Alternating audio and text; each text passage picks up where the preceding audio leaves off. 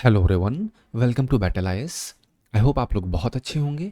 आज हम 16th of सितंबर का न्यूज़पेपर एनालिसिस करेंगे। इसमें टोटल मैंने 4 आर्टिकल लिए हैं, जिसमें पहला आर्टिकल बात करता है सुप्रीम कोर्ट ने 8 अगस्त को जो वर्डिक्ट दिया था, जिसमें कहा था कि भैया अब से आधार कार्ड को एज अ वैलिड डॉक्यूमेंट माना जाएगा। उसी केस के रेस्पॉन्स में कुछ जो एडवोकेट्स हैं उन्होंने अपोज किया है। तो सुप्रीम कोर्ट का कहना है कि भैया हम दोबारा रिकंसिडर करेंगे जो हमने 8 अगस्त को वर्डिक्ट दिया है। तो मैं आपको पूरा केस समझाऊंगा। ये सिर्फ एक ओवरव्यू शुरुआत में इसलिए दे देता हूँ जिससे आपको एक आइडिया लग जाए। जीएस पेपर 2 के लिए काफ़ी रेलेवेंट है। सेकेंड आर्टिकल बात करता है एनफोर्समेंट डायरेक्टरेट और पीएमएलए कन्विक्शन के ऊपर। यहाँ पे बात की जाएगी किस तरीके से एनफोर्समेंट डायरेक्टरेट का जो कन्विक्शन रेट है वो 94% तक पहुँच चुका है। इसका क्या मतलब है, इससे कनेक्टेड क्या पीवाईक्यू उठे हैं। वन में भी जो आधार दिख रहा है, आधार से भी कनेक्टेड काफ़ी पीवाईक्यूज उठे हैं। आपको मैं समझाऊंगा कौन कौन से वो एग्जैक्ट पीवाईक्यूज उठे हुए हैं। थर्ड आर्टिकल बात करता है इंडिया को कॉन्ट्रैक्ट मिल चुका है डीप सी एक्सप्लोरेशन का from international sea bed authority. मैं आपको बताऊंगा कहाँ का कॉन्ट्रैक्ट मिला है, कहाँ पे इंडिया जा करके डीप एक्सप्लोरेशन कर सकता है समुद्र में। इंटरनेशनल सी बेड अथॉरिटी क्या होती है, इससे कनेक्टेड पीवाईक्यू क्या हुए। फिर उसे मैं यूनाइटेड नेशन के जो सी लॉज हैं वो भी समझाऊंगा। उससे एक अच्छी खासी आपको अंडरस्टैंडिंग मिल जाएगी। फिर हमारा लास्ट आर्टिकल बात करता है सुप्रीम कोर्ट का वर्डिक्ट एक आया है Sukhdev Saha versus state of Andhra Pradesh के ऊपर, जहां पे मेंटल हेल्थ को एक प्राइमरी कहा गया है मेंटल हेल्थ भी आर्टिकल 21 का हिस्सा बनना चाहिए और है।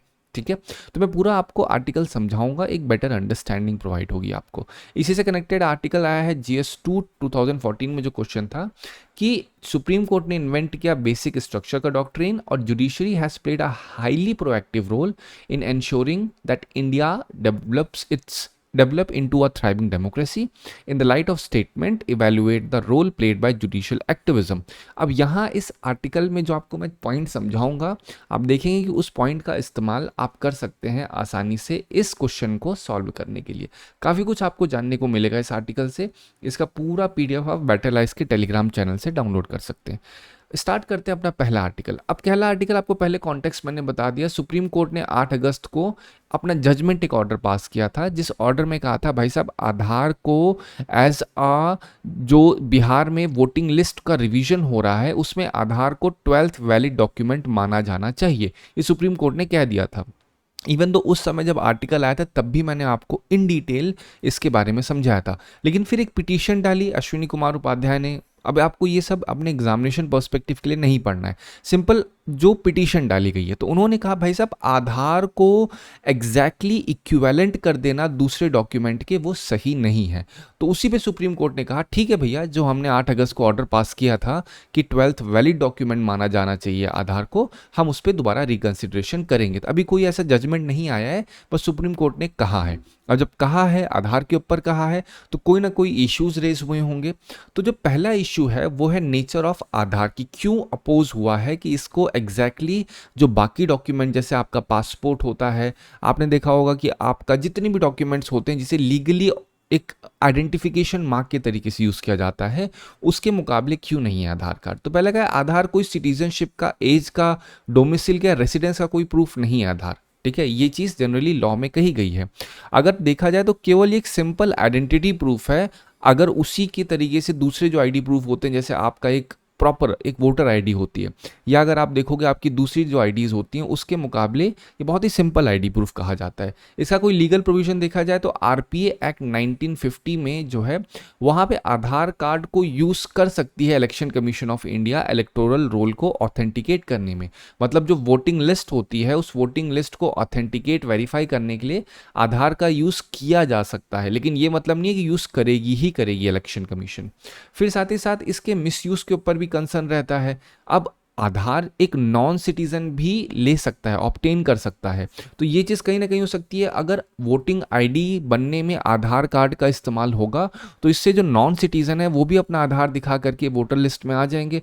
तो इससे क्या होगा, फॉरेन इन्फिल्ट्रेशन के रिस्क बहुत ज़्यादा बढ़ जाएंगे। जैसे बांग्लादेश रोहिंग्यास, वो क्या करेंगे, वोटिंग लिस्ट में आएंगे, वोटिंग लिस्ट में आएंगे, दैट मीन्स कि अब उनके लिए भी पॉलिसीज़ बनेंगी। तो ये चीज़ कहीं ना कहीं ओवरऑल एक बहुत बड़ा एक नॉट केवल नेशनल लेवल पे चैलेंज खड़ा करेगा, ये जियोपॉलिटिकल कॉन्टेक्स्ट में भी एक बहुत बड़ा चैलेंज खड़ा होगा हमारे सामने। ठीक है, अब हम बात करते हैं आधार की। ये पूरा आर्टिकल के रेफरेंस में मैंने आपको वन स्टेप फर्दर जाके भी समझा दिया।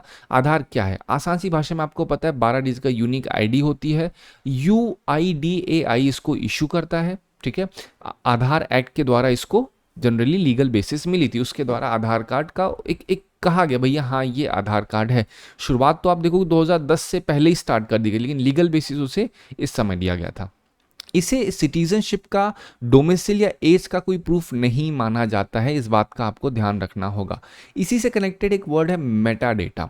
कहीं पे भी आपको अगर टर्म मेटा सुनाई पड़े या मेटा डेटा सुनाई पड़े, मेटा डेटा का मतलब होता है कि जो डेटा होता है उसके अबाउट का डेटा। मान लो अगर यहाँ पे नेम है, नेम एक डेटा है, तो इस नेम के अकॉर्डिंग जो और डिफरेंट डेटा होंगे उसको हम लोग कहेंगे मेटा डेटा। मतलब एक ग्रुप होता है, ग्रुप के अंदर सब ग्रुप बनाना, मतलब यहाँ पे क्या है, डिस्क्रिप्शन, टाइटल, ऑथर, टैक्स, हर चीज होगी। मतलब ये अगर नेम है तो इस लाइन पे है तो इसको भी रिकॉर्ड किया जाएगा। Format, data model, file type, मतलब छोटी सी छोटी इंफॉर्मेशन। आपके सामने आधार है, अगर आधार मेटा डेटा की बात की जाए तो मेटा डेटा में जो अशोक स्तंभ है ये भी काउंट होगा। फिर आप देखोगे अशोक स्तंभ लेफ्ट कॉर्नर पे है, कौन से मॉडल में है, कौन सी फाइल टाइप है, वो भी मेटा डेटा में आएगा। तो मेटा डेटा को आप आसान सी भाषा में बोल सकते हो जो माइक्रो लेवल पे एकदम डेटा होते हैं, हर एक चीज इंक्लूड करते हैं, जो बड़े लेवल पे एक कंप्लीट डॉक्यूमेंट बनाते हैं, और उसी को हम लोग मेटा डेटा जनरली कहते हैं। ठीक है, अब आपको आधार के बारे में बता दिया, मेटा डेटा के बारे में बता दिया। अब देखते हैं यूपीएससी 2020 का question. Consider the following statement, Aadhaar can be used as a proof of citizenship और डोमिसाइल। अब आपको ये आइडिया लग चुका होगा क्यों मैंने ये बात बोली कि आधार को एज अ सिटीजनशिप डॉक्यूमेंट नहीं यूज किया जा सकता। ठीक है, बिकॉज 2020 में क्वेश्चन आया हुआ था, तो ये गलत है। Once issued the Aadhaar number can not be deactivated omitted by issuing authority, ये भी गलत है। अगर मान लेते हैं किसी इन्फिल्ट्रेटर के हाथ में दे दिया गया है या किसी इन्फिल्ट्रेटर को आधार कार्ड मिल गया है, तो क्या वो ओमिट नहीं कर सकते, डीएक्टिवेट नहीं कर सकते? बिल्कुल कर सकते हैं। तो ये स्टेटमेंट भी गलत है, तो इसमें 4 is the right one, neither 1 neither 2। Next 2022 का देखते हैं, सॉरी 2020 का ही क्वेश्चन है। ये क्या कहता है, consider the following statement, Aadhaar Meta data, अभी मैंने आपको समझा दिया मेटा डेटा क्या होता है, can not be stored for more than 3 months. अब ये आपको पता होना चाहिए कि क्या भाई उसको स्टोर कर सकते हैं, नहीं स्टोर कर सकते। ऐसा कोई लीगल ऑब्लिगेशन नहीं है कि भाई ये स्टोर कर सकते हो नहीं कर सकते हो। State can not enter into any contract with private corporation for sharing Aadhaar data. अब ये चीज़ कहीं ना कहीं सही है, क्योंकि स्टेट के पास ये अथॉरिटी नहीं है कि आधार डेटा का इस्तेमाल करके वो प्राइवेट जो कॉरपोरेशंस होती हैं उनके साथ मिल करके डेटा को शेयर करे। Aadhaar is mandatory for obtaining insurance product. अब ये खुद सोचो, क्या आधार मैंडेटरी है? नहीं, ज़रूरी नहीं है कि आधार के बिना मैंडेटरी मतलब आपको कोई इंश्योरेंस प्रोडक्ट मिलेगा ही नहीं, ऐसा नहीं है। Aadhaar is mandatory for getting benefits funded out of consolidated fund of India, ये सही है। क्योंकि आप सोच के देखो, अभी कंसोलिडेटेड फंड ऑफ इंडिया क्या है? आपको पता है कि वहाँ पे गवर्नमेंट का एक फंड होता है जहाँ से सारी स्कीम्स गवर्नमेंट की लॉन्च की जाती हैं। अब स्कीम अगर आप बहुत बेसिक लेवल पे स्कीम्स को आप देखोगे तो आप सुनते हो कि वुमेन के लिए स्कीम है, जैसे जनानी सुरक्षा योजना, आपको मैं अक्सर बताता रहता हूँ। फिर अगर आयुष्मान भारत की बात की जाए, सब क्या है, ये सब फंड कहाँ से हो रही है? ये सब CFI से तो फंड हो रही हैं। तो जो स्कीम बनती है वहाँ पे आधार की ज़रूरत होती है। तो it is mandatory to get benefit which are funded out of CFI। तो यहाँ पे 2 and 4 is the right one. I hope आपको आधार के बारे में, मेटा डेटा के बारे में एक अंडरस्टैंडिंग हो गई होगी। आर्टिकल किस चीज़ के ऊपर था? सुप्रीम कोर्ट ने जो बोला है किस रिगार्ड में? आधार के रिगार्ड में। अब बात करते हैं अपने नेक्स्ट आर्टिकल पे। नेक्स्ट आर्टिकल बात करता है कि एनफोर्समेंट डायरेक्टरेट की कॉन्फ्रेंस हुई है, वहां पे ये डिस्कशन हुआ है कि क्या क्या सक्सेस रही है पिछले साल की या क्वार्टर की एनफोर्समेंट डायरेक्टर की। तो उसमें ये पता चला कि भैया जो आपका ईडी है उसका कन्विक्शन रेट 94% हो चुका है। मतलब अगर 53 लोगों के ऊपर केस रजिस्टर किया गया है तो 50 लोग कन्विक्ट भी किए जा चुके हैं। मतलब ऐसा नहीं कि फेक केसेस रजिस्टर हुए हैं, यहाँ पे उन लोगों के खिलाफ कार्यवाही भी की जा चुकी है। फिर अगर कोई भी इंसान किसी तरीके की फाइनेंशियल फ्रॉड में शामिल है तो जितना फाइनेंशियल फ्रॉड किया है उस फाइनेंशियल फ्रॉड को दोबारा रिटर्न कर दिया गया है उन लोगों को जिनसे हुआ है वो। तो ये कहा है ईडी ने कि 83 50,000 करोड़ अप्रॉक्स का जो एसेट था उसको दोबारा से रिटर्न कर दिया गया है विक्टिम्स का, जिनसे वो लिया गया था किसी भी बोलते हैं ना फेक मीन से कहा जाए। तो अब यहाँ टारगेट ये है कि 25 में 15,000 करोड़ का रेस्टिट्यूशन किया जाए, मतलब जो ऐसा एसेट जो जा चुका है उसको उन लोगों को दोबारा दिया जाए जिनसे वो लिया गया है। श्रीनगर में कॉन्फ्रेंस हुई थी, अगेन बेसिक लेवल यही है कि इसमें मेन ऑब्जेक्टिव रखा गया था कि जम्मू एंड कश्मीर की जो सिक्योरिटी इन्वायरमेंट है उसको रिस्टोर किया जाए, उसमें कॉन्फिडेंस आए। और ये कैसे होगा, जिससे जो वहाँ पे फंडिंग होती है या फिर जो ब्लैक मनी का सर्कुलेशन होता है उस पर जब रोक लगेगी तो टेररिस्ट एक्टिविटीज़ कहीं ना कहीं उससे भी इम्पैक्ट होंगी। ठीक है, चलो अब यहाँ पे आप देखिए कुछ की डिसीजन जो लिए गए हैं। पहला चीज़ तो है मतलब कैसे ये करेंगे। अगर इन्होंने कहा कि 15,000 करोड़ का हम जो अमाउंट गया हुआ है उसको रेस्टिट्यूट करेंगे तो कोई ना कोई तो तरीका होगा। तो इनका पहला तरीका ये है कि भाई साहब हम लोग फास्ट ट्रैकिंग करेंगे, मतलब जो पीएमएलए के कोर्ट होते हैं उनमें जो भी केसेस होंगे उसके ट्रायल को बहुत फास्ट करेंगे, इन्वेस्टिगेशन बहुत ही फास्ट होगी, फेयर होगी और एक इस तरीके से डिस्पोजल होगा जिससे कोर्ट के केसेस जो होते हैं वो चीज़ पे उतना डिपेंडेंट ना होना पड़े, डायरेक्टली पीएमएलए का ट्रायल हो। ठीक है, जो एसेट हो उसकी रिकवरी और मैनेजमेंट ढंग से किया जाए और उन लोगों को वापस कर दिया जाए जिनका वो जो उनके राइटफुल ओनर कहे जाते हैं। ठीक है, लीगल कोऑर्डिनेशन की बात की गई है कि जो आपका इंसॉल्वेंसी बैंक्रप्सी कोड होता है और पीएमएलए होता है। आपको पता है पीएमएलए का मतलब क्या है? Prevention of money laundering act, मतलब मनी लॉन्ड्रिंग रोकने का काम है, ब्लैक मनी का। इंसॉल्वेंसी बैंक्रप्सी कोड क्या है? मतलब अगर आपने लोन लिया और नहीं दे पा रहे हो तो वहां पे क्या होगा, वहां पे इंसॉल्वेंसी बैंक्रप्सी कोड आ जाएगा कि भैया आप कैसे लिया जाए, वहीं पे आप सरफेसी एक्ट देखते हो। बट पॉइंट यहाँ पे ये है कि ये लोग रिजॉल्व करेंगे हर वो डिस्प्यूट, हर वो क्वेरीज जो एग्जिस्ट कर रही है बिटवीन पीएमएलए और आपका इंसॉल्वेंसी बैंक्रप्सी। इसी में जो एनसीएलटी केसेस हैं उसको भी देखा जाएगा, मतलब जो national company law appellate tribunal होता है या नेशनल कंपनी लॉ ट्रिब्यूनल जो होता है वहाँ पे क्या होता है, जो कंपनी के रिगार्ड में केसेस होते हैं वो सारे टैकल किए जाते हैं।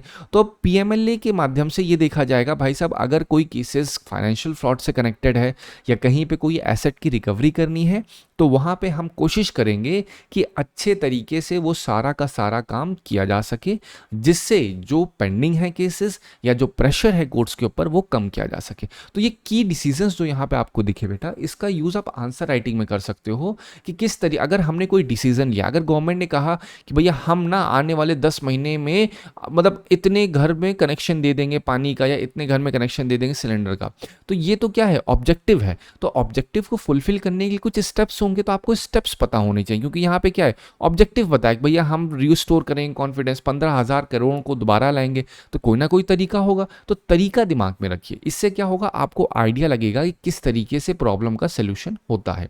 अब यहाँ पे इसका सिग्निफिकेंस यही है कि फाइनेंशियल क्राइम में और एसेट रिकवरी में बहुत अहम रोल हो गया है ईडी का। अब यहाँ पे कुछ की टर्म्स देखो, ईडी क्या है? ईडी एक सेंट्रल एजेंसी है जो पीएमएलए और फेमा जो है उन दोनों एक्ट्स को वो एनफोर्स करने का काम करती है। ठीक है, ये केस इन्वेस्टिगेट करती है जो मनी लॉन्ड्रिंग और आपका फॉरेन एक्सचेंज वायलेशन से कनेक्टेड होता है। पीएमएलए क्या होता है? ये लॉ है जो मनी लॉन्ड्रिंग को कॉम्बैट करने के लिए बनाया गया। कन्विक्शन रेट का मतलब बता दिया, रेस्टिट्यूशन ऑफ एसेट्स का मतलब बता दिया, जहां पे जो सीज एसेट है वो लेजिटिमेट क्लेमेंट या जो लेजिटिमेट ओनर है उस एसेट का उनको दे दिया जाए।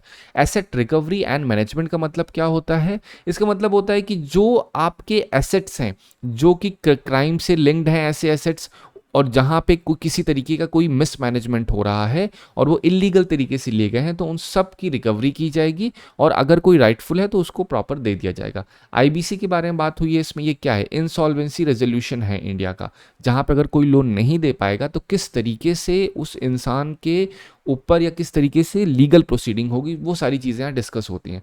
नेशनल कंपनी लॉ ट्रिब्यूनल, ये क्या है, ये एक जुडिशियल बॉडी है जो डील करती है कंपनी लॉज में और इंसॉल्वेंसी केसेस में। मतलब अगर कोई कंपनी का लॉ है उसमें कोई बोलते हैं ना उसका वायलेशन हो रहा है किसी तरीके से, तो यहाँ पे इस ट्रिब्यूनल में जाया जा सकता है और इस ट्रिब्यूनल में जा करके स्ट्रेट अवे ये tribunal as a judicial body काम करेगा। आपको 2 दिन पहले मैंने प्रॉपर ट्रिब्यूनल के ऊपर समझाया था, बताया था आर्टिकल 323 क्या होता है, 323A और B क्या होता है। फिर मैंने आपको सेंट्रल एडमिनिस्ट्रेटिव ट्रिब्यूनल के बारे में बताया था। साथ ही साथ मैंने आपको बताया था different different types of tribunal, जैसे एनजीटी के बारे में आपको समझाया था, फिर सिक्योरिटी के रेफरेंस में बताया था, काफ़ी कुछ अंडरस्टैंडिंग मैंने प्रोवाइड कर ली थी। अब ये क्या है, insolvency in bankruptcy board of India. ये क्या करता है, जो इंसॉल्वेंसी प्रोसीडिंग्स होती हैं इंडिया में उसको रेगुलेट करने का काम रहता है किसका, आपका IBBI का, जिसे insolvency in bankruptcy board of India भी कहते हैं। ठीक है, अब इतना सब कुछ मैंने बोला, कोई ना कोई ऑब्जेक्टिव होगा, डेफिनेटली है। 2023 का जो बीपीएससी का पेपर है उसमें देखिए इंसॉल्वेंसी इन बैंक्रप्सी के ऊपर क्वेश्चन पूछा गया, आप इसको पढ़िए, आसानी से आप दे पाएंगे, सिर्फ बेसिक कॉमन सेंस को आप लगाइएगा। फिर देखिए आपका यूकेपीसीएस में ही पूछा गया, prevention of money laundering act is not true. ठीक है, फिर आप देखो 2022 में क्वेश्चन पूछा गया, with reference to Indian economy the term bad loan frequently mentioned in news refers to. ये यूपीएससी सीएपीएफ का पेपर है। ठीक है बेटा, यूपीएससी सीएससी का नहीं, सीएपीएफ का है ये। तो ये क्या है, बैड बैंक, ये क्या है, ये एसेट रिकंस्ट्रक्शन कंपनी होती है। मैंने आपको ऑलरेडी समझाया है कि बैड बैंक मतलब क्या है, मतलब ऐसा लोन जो कि बैड लोन बन चुका है, एनपीए बन चुका है, नॉन परफॉर्मिंग एसेट में कन्वर्ट हो चुका है, राइट। चलो अब आते हैं अपने नेक्स्ट आर्टिकल पे। ये बात करता है इंडिया का deep sea exploration contract. India को कॉन्ट्रैक्ट मिल चुका है कि वो जो आपका इंडियन ओशन है वहां पे एक तरीके से एक्सप्लोरेशन कर सकती है इंडिया। ठीक है, ये किसने दिया है कॉन्ट्रैक्ट, ये राइट किसने दिया है, इंटरनेशनल सीबेड अथॉरिटी ने दिया है कि वो इंडियन ओशन में जो पॉलीमेटालिक सल्फाइड होते हैं इस एरिया में, कार्ल्सबर्ग रिज, जो आपका समुद्र के अंदर पहाड़ होते हैं उसको कार्ल्सबर्ग, मतलब कार्ल्सबर्ग नहीं, उसको रिज कहते हैं जनरली, आप ऐसे समझो। ठीक है, तो ये जो रिज होते हैं, इसका एक रिज, इसका नाम है कार्ल्सबर्ग रिज, तो उसके अराउंड में कॉन्ट्रैक्ट मिल चुका है इंडिया को। तो ये काफ़ी बोलते हैं ना, पहला ऐसा लाइसेंस है जिसको जो रिसोर्स के लिए दिया गया है किसी कंट्री को, तो बहुत बड़ा ये इसका बोल सकते हैं ना सिग्निफिकेंस बहुत ज़्यादा है, तो आपको पता होना चाहिए। दिल्ली में साइन हुआ है। अब ये पॉलीमेटालिक सल्फाइड क्या होते हैं, ये पत्थर होते हैं, ठीक है, जो डीप ओशियंस में पाए जाते हैं। इसमें मैग्नीज, कोबाल्ट, निकल, कॉपर ये काफ़ी मिलता है। तो अगर इंडिया के पास कॉन्ट्रैक्ट मिला है, यहाँ पे एक्सप्लोरेशन होगा, so there are high chances कि हमारे पास कोबाल्ट की, अब कोबाल्ट मैंने बोला तो पता होना चाहिए सबसे ज़्यादा दुनिया में कोबाल्ट कहाँ है, डेमोक्रेटिक रिपब्लिक ऑफ कॉन्गो में है। अब जैसे ही मैंने डेमोक्रेटिक रिपब्लिक ऑफ कॉन्गो बोला तो आपको पता होना चाहिए नॉर्थ कीवू और इतुरी क्या है। मैंने आपको जितनी चीज़ें बोल रहा हूँ उस हर एक चीज़ से क्वेश्चन पीवाईक्यू में उठा हुआ है। तो आपको पता है नॉर्थ कीवू इटरी क्या है, ये आपकी ईस्टर्न बॉर्डर है डेमोक्रेटिक रिपब्लिक ऑफ कॉन्गो की, तो इसके ऊपर क्वेश्चन आया। फिर कॉन्गो बेसिन के ऊपर सवाल आया हुआ है। फिर आपको बताया था कि भैया डेमोक्रेटिक रिपब्लिक ऑफ कॉन्गो में किस तरीके से यूएसए ने अपना, बोलते हैं ना, मिनरल राइट्स लेने की कोशिश की। यहाँ पे एक ग्रुप है जिसका नाम है M23 ग्रुप, जिसे नॉन स्टेट एक्टर भी कहते हैं। फिर मैंने आपको नॉन स्टेट एक्टर के बारे में इन डिटेल इंफॉर्मेशन दी थी कि ये कौन होते हैं, जो पॉलिटिक्स के इन्फ्लुएंस करते हैं बट लीगली रिकॉग्नाइज नहीं होते हैं। पॉजिटिव भी होते हैं, नेगेटिव भी होते हैं। पॉजिटिव में कौन होता है, एनजीओ हो गया, सिविल सोसाइटी हो गई। नेगेटिव में टेररिस्ट हो गए, या फिर जो आपके माओइस्ट ऑर्गेनाइजेशन होती हैं, वो सब नॉन स्टेट एक्टर कहलाते हैं जनरली। ठीक है, तो ये कॉन्गो के रेफरेंस में था। मैं आपको कोबाल्ट के रेफरेंस से मैंने कहाँ तक लेके चीज़ें लेकर आपके सामने मैं चला गया। अब हम बात करते हैं कार्ल्सबर्ग रिज क्या है। आप देख रहे हो ये इंडिया है, इस जहाँ पे आपको ये ऐसे ऐसे ऐसे पहाड़ हैं ये समुद्र के अंदर, वो कार्ल्सबर्ग रिज कहलाता है। अप्रॉक्सीमेटली 3 लाख स्क्वायर किलोमीटर में फैला हुआ है।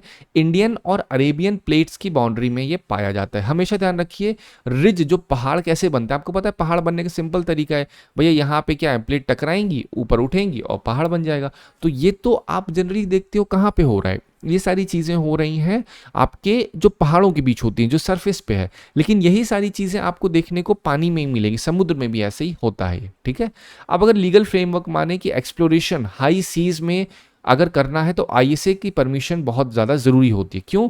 क्योंकि ये आपका जो इंटरनेशनल सी लॉ है उसमें ये मैंडेट है कि अगर कभी भी किसी देश को ओशियन में, किसी हाई सी में, हाई सी किसी के अंदर नहीं आता है, अगर वहाँ पे कोई एक्सप्लोरेशन करना है किसी देश को तो उससे चाहिए होगा आईएसए की परमिशन। तो इंडिया को ये परमिशन मिली है, राइट। चलो अब हम देखते हैं कुछ पर्टिकुलर लाइसेंस जो इंडिया को पहले थे। सेंट्रल इंडियन ओशन बेसिन का लाइसेंस मिला था इंडिया के पास, इंडियन ओशन रिज का लाइसेंस मिला था।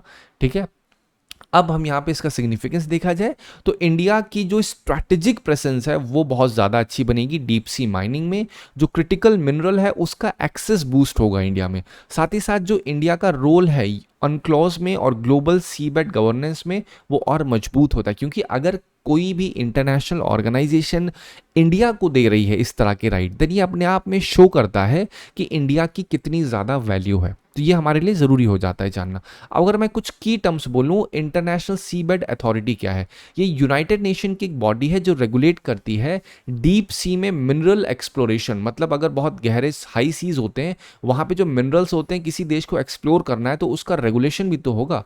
अगर रेगुलेशन ही नहीं होगा तो हर एक देश आ करके तुरंत माइनिंग चालू कर देगा, तो उसका रेगुलेशन करने का काम करती है इंटरनेशनल सी बेड अथॉरिटी।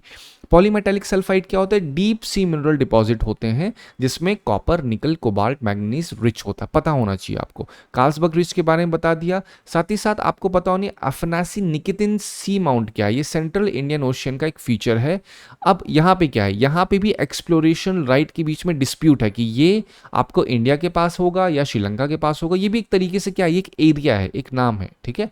अब उनक्लॉस के बारे में आपको बताऊं तो जो मैरिटाइम राइट्स होते हैं, समुद्र के जो अधिकार होते हैं, कंट्री को ये क्लेम करने में मदद करता है कौन? उनक्लॉज, जिसे हम लोग कहते हैं United Nation convention on the law of the sea. ये अलाउ करता है कंट्रीज को कि जो कॉन्टिनेंटल शेल्फ होती हैं up to 350 to 500 nautical mile उनको क्लेम कर सकते हैं। अब नॉटिकल माइल मतलब अगर एक नॉटिकल माइल लिखा है बेटा तो समझिए 1 NM is equal to 1.8 kilometre. तो जब यहाँ कह रहे हैं कि 500 नॉटिकल माइल इंटू 18 करोगे तो आपको समझ में आएगा भैया ये है हमारा इतने किलोमीटर तक की बोलते हैं ना राइट देता है उनक्लॉस देशों को। सेंट्रल इंडियन ओशन बेसिन, ये भी आपको पता है ये क्या होता है? ये ऐसी एरिया है जहां पे इंडिया के पास ऑलरेडी एक्सप्लोरेशन राइट है। हाई सीज क्या होता है? ऐसा ओशन जो किसी देश की जुरिस्डिक्शन में नहीं आता है, और इसके में अगर कभी भी आपको कोई डीप सी मिनरल का एक्सप्लोरेशन करना है, डीप सी माइनिंग करना है, तो वहां पे ISA का क्लियरेंस बहुत ज़्यादा ज़रूरी हो जाता है। हम बात करते हैं, इतना सब कुछ बताया, कोई ना कोई तो रेलेवेंस होगी। 2022 का क्वेश्चन देखिए, regarding United Nation convention on the law of sea consider the following statement. Exactly question आया हुआ है कि नहीं? आप देखो यहाँ पे क्या बोले, इंटरनेशनल सी बेड अथॉरिटी के ऊपर बात की गई है। अब इंटरनेशनल सी बेड अथॉरिटी किसका हिस्सा है? ये हिस्सा है उनक्लॉस का। तो उनक्लॉस के ऊपर क्वेश्चन पूछा गया है, a coastal state has right to establish the breadth of its territorial sea up to the limit not exceeding 12 nautical miles measured from baseline। देखिए, ships of all state whether coastal or landlocked enjoy the right of innocent passage through territorial sea। अब आप देख लो, मतलब straight away question पूछा जा रहा है। अब आपको अपना बेसिक कॉमन सेंस लगाना है, और लगाने के बाद आपको इसका आंसर सोचना है। मैंने आपको बेसिक बता दिया उनक्लॉस होता क्या है और उससे क्वेश्चन क्या है, तो आप इसमें सिग्निफिकेंस समझ सकते हैं। साथ ही साथ 24 का क्वेश्चन देखिए, ये भी उनक्लॉस के ऊपर पूछा गया है, ठीक है। UNCLOS authorises United security council to take direct action. फिर उनक्लॉज डिफाइंस कंटीजियस जोन्स। फिर आपका US and India have ratified UNCLOS. तो यहाँ पे एक बार आप पढ़ोगे, ये एक्चुअली देखिए ये 1 2 3 4 के हिसाब से चलेगा, ठीक है। ये जो चीज़ है ये मिली हुई है इसके साथ। आप एक बार ये क्वेश्चन डालोगे तो आपको दिख जाएगा ये क्या है उनक्लॉज से कनेक्ट। ये थोड़ा सा फॉन्ट डिफरेंस हुआ है इसमें। चलो, अब 2021 का क्वेश्चन देखो, ये किसके ऊपर पूछा गया? आप ध्यान से देखोगे तो ये पूछा गया है ग्लोबल ओशियन कमीशन के ऊपर। क्या कह रहे हैं? UPSC 2021 का एग्जैक्ट क्वेश्चन है, grants licence for sea bed exploration and mining in international water. अभी मैंने आपको बताया, अगर सी बेड का एक्सप्लोरेशन करना है या अगर आपको सी बेड में माइनिंग करनी है इंटरनेशनल वाटर में, तो उसका लाइसेंस कौन देता है? अभी तो बताया भाई साहब, वो ISA देता है। और यहाँ पे UPSC ने क्या कर दिया? कमीशन उठा के चेंज कर दी, तो ये ISA है। फिर इंडिया ने रिसीव किया लाइसेंस इंटरनेशनल वाटर का। Rare earth element are present on the sea floor in आपका इंटरनेशनल वाटर, ऑब्वियसली प्रेजेंट है, ठीक है। तो यहाँ आपका 2 और 3 इज द राइट वन। अब आते हैं अपने नेक्स्ट आर्टिकल पे। नेक्स्ट आर्टिकल क्या कहता है? ये कहता है सुप्रीम कोर्ट ने जो वर्डिक्ट दिया है, एक केस है जिसका नाम है Sukhdev versus state of Andhra Pradesh. अब ये केस इतना ज़्यादा फेमस क्यों हुआ? क्योंकि एक 17 साल के नीट के बच्चे ने सुसाइड किया था। अब जो उनके पिता थे उन्होंने CBI प्रोब मांगी कि भाई साहब जो लोकल पुलिस ने इन्वेस्टिगेशन की है वो अच्छी नहीं की है। तो जब इन्वेस्टिगेशन अच्छी नहीं तो इसी में सुप्रीम कोर्ट के पास भी केस को ट्रांसफ़र किया गया, और सुप्रीम कोर्ट ने केस को ट्रांसफ़र कर दिया CBI के पास। अब ये जो पिता हैं ये इनके पहुंचे सुप्रीम कोर्ट के पास, कहा कि भाई साहब इसको CBI के पास ट्रांसफ़र करो। पर यहाँ पे बहुत अहम हो जाता है, सुप्रीम कोर्ट ने कहा है ये केस केवल CBI तक नहीं जाता, ये उससे भी बियॉन्ड जाता है और बात करता है मेंटल हेल्थ के ऊपर, जो कि आपका एक हिस्सा है right to life under article 21। अब ये देखो पूरा एडिटोरियल आप पढ़ोगे तो आपको समझ ही नहीं आएगा यहाँ से मैं पीवाईक्यू कैसे उठाऊं, क्या समझूं। तो आप केस का बैकग्राउंड समझो। 17 साल के बच्चे ने सुसाइड किया, उसके पिताजी ने बोला भैया सीबीआई प्रोब चाहिए, इसलिए सुप्रीम कोर्ट पहुंचे। सुप्रीम कोर्ट ने सीबीआई ट्रांसफर तो किया, साथ ही साथ बोला जो सुसाइड का मैटर है ये कनेक्ट होता है मेंटल हेल्थ से। तो मेंटल हेल्थ आपका राइट टू लाइफ के अंदर आता है आपका आर्टिकल 21 पे। अब यहाँ पे कुछ हाईलाइट आपको बताता हूँ जो सुप्रीम कोर्ट ने कहा है। पहली चीज कही, मेंटल हेल्थ एक फंडामेंटल राइट है। ये हम इसको स्टार मार लो, बहुत ज़्यादा ज़रूरी है। मैं इस पे बेट कर सकता हूँ कि देयर आर हाई चांसेस कि इससे क्वेश्चन पूछा जा सकता है। मैं भी बताऊंगा कि मैं बेट कर क्यों रहा हूँ, आपको समझ में आएगा, मैं हवा में नहीं बोल रहा हूँ। ठीक है, तो सुप्रीम कोर्ट ने क्या कहा, उन्होंने कहा भाई मेंटल हेल्थ और साइकोलॉजी इंटीग्रिटी ये बहुत ही ज़रूरी है आर्टिकल 21 में। साथ ही साथ कहा कि भाई साहब जो आपका मेंटल हेल्थ केयर एक्ट 2021 है वो भी कॉन्स्टिट्यूशनल प्रोटेक्शन पर आप बोलते हैं ना, प्रोटेक्शन देने की बात करता है। ठीक है, तो यहाँ पे अब आपको पता होना चाहिए कि मेंटल हेल्थ को एक फंडामेंटल राइट बना दिया गया है। साहा गाइडलाइन में क्या कहा गया है, साहा गाइडलाइन मतलब ये इसी की बात हो रही है जो सुखदेव साहा है। अब यहाँ पे कहा गया है स्कूल कॉलेज में एक सपोर्ट सिस्टम होना चाहिए मेंटल हेल्थ को लेकर के। जो आपकी स्टेट यूटी होती हैं उनको रूल्स और रेगुलेशन को एनफोर्स करना होगा with in 2 month. District level monitoring committee होनी चाहिए। अब फिर अगर देखा जाए कि यहाँ पे होता क्या है, स्टूडेंट जो सुसाइड करते हैं उसको कहा जा रहा है भैया सिस्टमेटिक जो निग्लेक्ट होता है जो किया जाता है कॉलेजेस, स्कूल, कोचिंग या फिर स्टेट के द्वारा, ये उसका नतीजा कहा है सुप्रीम कोर्ट ने। उन्होंने कहा 17 साल के बच्चे को क्या दिक्कत है, सुसाइड कर क्यों रहा है, ये भी तो पता होना चाहिए। ठीक है, सुप्रीम कोर्ट ने उस चीज को बहुत ही अच्छे तरीके से हाईलाइट किया है। तो ये चीज शो करती है जुडिशियल इंटरवेंशन इन executive work. Straight away judiciary ने आके बोल दिया है कि भाई साहब ये फंडामेंटल राइट है। तो अगर आपकी मेंटल हेल्थ अब खराब हो रही है, कोई आपके ऊपर प्रेशर डाल रहा है, तो ये आपका फंडामेंटल राइट है। तो आप स्ट्रेट अवे जा सकते हो किसके पास, सुप्रीम कोर्ट के पास, और आपको रिट इशू की जा सकती है। नहीं तो ऐसे जनरली अगर नॉर्मल कोई केस चोरी हो जाए तो क्या आप सुप्रीम कोर्ट के पास जा सकते हो, आंसर इज नहीं। लेकिन अगर आपका कोई फंडामेंटल राइट का वायलेशन होता है तो article 32 states that you can straight away move to supreme court. And again question comes up, is there any provision और is there any article which talks about high court? Yes, article 226 states that if at all any of your fundamental rights are violated you can straight away proceed to high court। तो high court 226 के under में Ritz issue करता है, supreme court 32 article के under में Ritz को issue करता है। ठीक है, चलो अब हम यहाँ पे बात कर लेते हैं कि यहाँ पे जनरली होता कैसे, क्या एंगल जो सुप्रीम कोर्ट ने लाया। उन्होंने कहा विक्टिम होता है, मतलब स्टूडेंट को ट्रीट किया जाता है अलग तरीके से, वो स्ट्रगल करता है। फिर यहाँ पे कहा गया अगर मेंटल हेल्थ को सेफगार्ड नहीं कर पा रही है स्टेट तो ये चीज़ कहीं ना कहीं उसकी रिस्पॉन्सिबिलिटी है। कहा गया है कि बच्चों की काउंसलिंग होनी चाहिए, एक रिफॉर्म होना चाहिए, अकाउंटेबिलिटी मैकेनिज्म अच्छे से वर्क करना चाहिए। तो ये सारी चीज़ें शो करती हैं कि जो आर्टिकल 21 है राइट टू लाइफ उसको एक्सपैंड करता है। राइट टू लाइफ में क्या है, एनवायरनमेंट के ऊपर ही बात होती है कि आपको एक सेफ और हेल्दी इन्वायरमेंट मिलना चाहिए। 21 में बात होती है राइट टू प्राइवेसी की, वहाँ पे डिग्निटी के ऊपर बात होती है, समझ रहे। तो ये सारी चीज़ें शो करती हैं किस तरीके से सुप्रीम कोर्ट इंटरवीन करता है और आर्टिकल 21 का जो स्कोप है उसको और ज़्यादा ब्रॉड करता है, एक्सपैंड करता है। ये एम्पावर करता है सिटीजन को कि मेंटल हेल्थ को as a fundamental right demand कर सकते हैं। अब शिफ्ट हुआ है केवल स्टूडेंट के सुसाइड से नहीं बल्कि पर्सनल फेलियर, पब्लिक इनजस्टिस के साथ कनेक्ट हुआ है।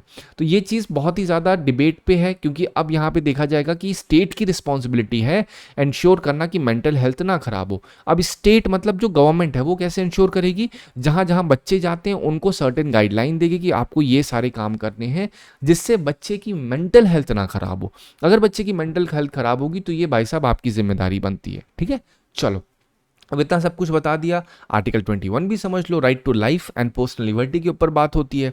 यहाँ पे क्या है, कोई भी पर्सन को उसकी लाइफ से डिप्राइव नहीं किया जाएगा, लिबर्टी से डिप्राइव नहीं किया जाएगा unless and until there is any particular law which is established by certain procedures.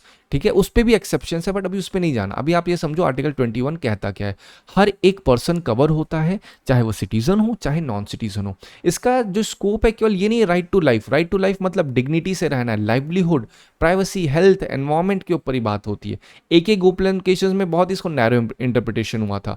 Maneka Gandhi case में इसको कहा भैया एक्सपैंड कर दिया आर्टिकल 21 को और कहा कि भाई साहब आर्टिकल 21 के साथ पूरे फंडामेंटल राइट को एक्सपैंड कर दिया कि अगर कोई भी नियम कानून बनते हैं तो वो पहली बात तो फेयर होने चाहिए, रीजनेबल और जस्ट होना चाहिए। इसका मतलब ये नहीं कि अगर कोई नियम कानून बन रहा है तो सिर्फ इसलिए बनाया जा रहा है कि बस बना दो नियम कानून क्योंकि ये तो एक फॉर्मल प्रोसीजर है, ये नहीं होना चाहिए उसमें।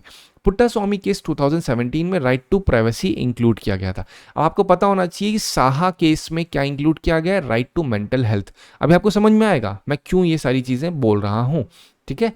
क्वेश्चन 2021 का प्रीलिम्स का देखिए, right to privacy is protected under which article. आसानी से आप बोलोगे 2018 का क्वेश्चन, right to privacy is protected, right to life and personal liberty which of the constitution which of the following in the constitution of India correctly appropriately imply the above statement। Article 21 straight away आप देख लो, दो question. तीसरा question देखो 2012 question, national green tribunal के ऊपर पूछा गया है। कहा गया नेशनल ग्रीन ट्रिब्यूनल क्यों बनाया गया, तो यहाँ right to healthy environment constitute as a right to life under article 21। तो क्या यहाँ पे ये नहीं बोल सकते कि mental health right is constitute as a part of right to life under article 21? Absolutely, जब पूछा गया सवाल तो रिपीट किया जा सकता है। अभी पूछा किसके ऊपर क्या, नेशनल ग्रीन ट्रिब्यूनल एक्ट के ऊपर।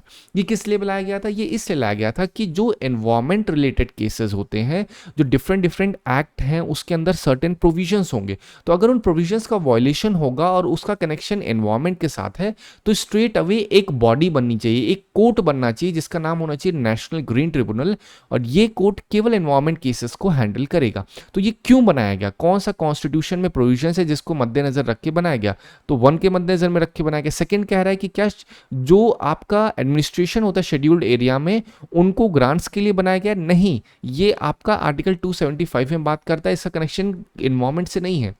जो थर्ड स्टेटमेंट है ये कहता है स्ट्रेट अवे किस चीज के ऊपर, पंचायती राज पे बात करता है, इसका कनेक्शन नेशनल ग्रीन ट्रिब्यूनल से नहीं है, only one is the right one. अब CPF 2015 का देखो, नेशनल ह्यूमन राइट कमीशन के ऊपर बात हो रही है, ठीक है। अब आपको नेशनल ह्यूमन राइट क्यों पता होना चाहिए, क्योंकि यहाँ पे कहीं ना कहीं कनेक्शन आर्टिकल 21 का है, क्योंकि अगर आपको डिग्निटी से नहीं रहने दिया जाएगा तो ह्यूमन राइट वॉयलेशन भी होगा। तो ये चीज़ जब पता होगी तो आप अच्छी खासी अंडरस्टैंडिंग डेवलप कर पाओगे।